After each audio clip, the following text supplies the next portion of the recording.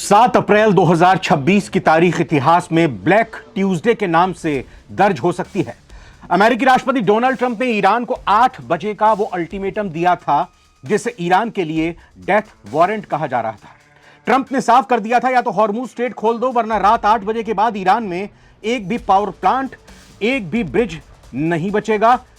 पूरे ईरान को पाषाण युग में, स्टोन एज में भेज दिया जाएगा। लेकिन इस डेडलाइन से 16 घंटे पहले ही अमेरिका और इजराइल ने ईरान पर एक साथ हमले शुरू कर दिए और इस दौरान अमेरिका और इजराइल की तरफ से खार द्वीप पर हमला किया गया।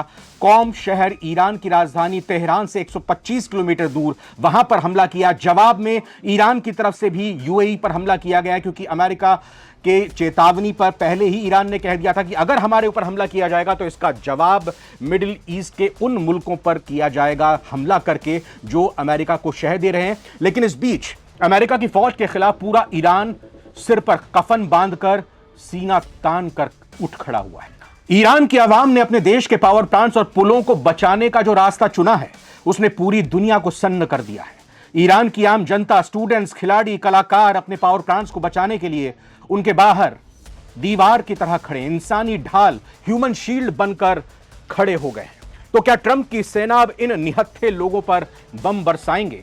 ट्रंप का गुस्सा 7वें आसमान पर है। ट्रंप ने चेतावनी दी थी कि अगर ईरान ने हॉर्मुज का रास्ता पूरी तरह साफ नहीं किया तो अमेरिका का ही एक ही रात में ईरान के सभी इलेक्ट्रिक जनरेटिंग प्लांट्स और पुलों को उड़ा देगा। ट्रंप ने अपनी ब्रीफिंग में यहां तक कह दिया था कि पूरा देश एक ही रात में खत्म किया जा सकता है और वो रात शायद मंगलवार की रात होगी।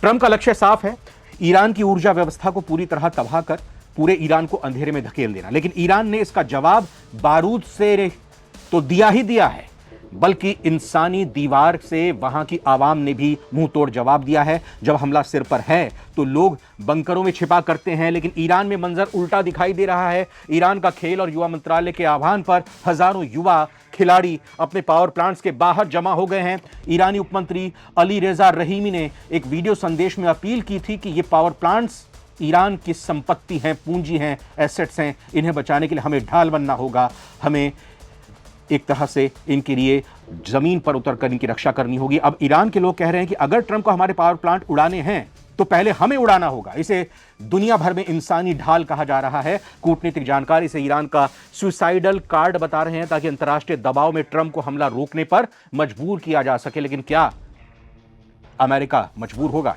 लगता तो नहीं है। ईरानी अधिकारियों का कहना है कि पब्लिक इंफ्रास्ट्रक्चर पर हमला करना एक वॉर क्राइम है, लेकिन ट्रंप का रुख बिल्कुल अलग है।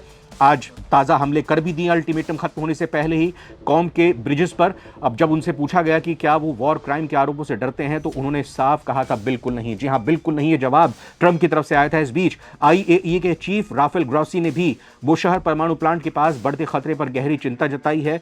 पूरी दुनिया इस वक्त सांसें रोक कर इस अल्टीमेटम की मियाद से पहले और बाद के मंजर को लगातार टीवी पर, मीडिया पर, सोशल मीडिया पर आंख गड़ाए देख रहे हैं कि क्या घट रहा है ईरान में, क्या कुछ हलचलें हो रही हैं। ईरान के हमले के बाद मिडिल ईस्ट में अब हजारों बेगुनाह इसमें मारे जाएंगे, कितनी संपत्ति बर्बाद होगी। लगातार अपडेट आपको देते रहेंगे। फिलहाल इस वीडियो में इतना ही। और जिस तरीके से ईरान की आवाम खड़ी हुई है अपने पुलों और अपने पावर प्लांट्स और अपनी संपत्ति को बचाने के लिए, क्या ये तरीका सही है? कमेंट करके जरूर बताइएगा। बहुत बहुत धन्यवाद।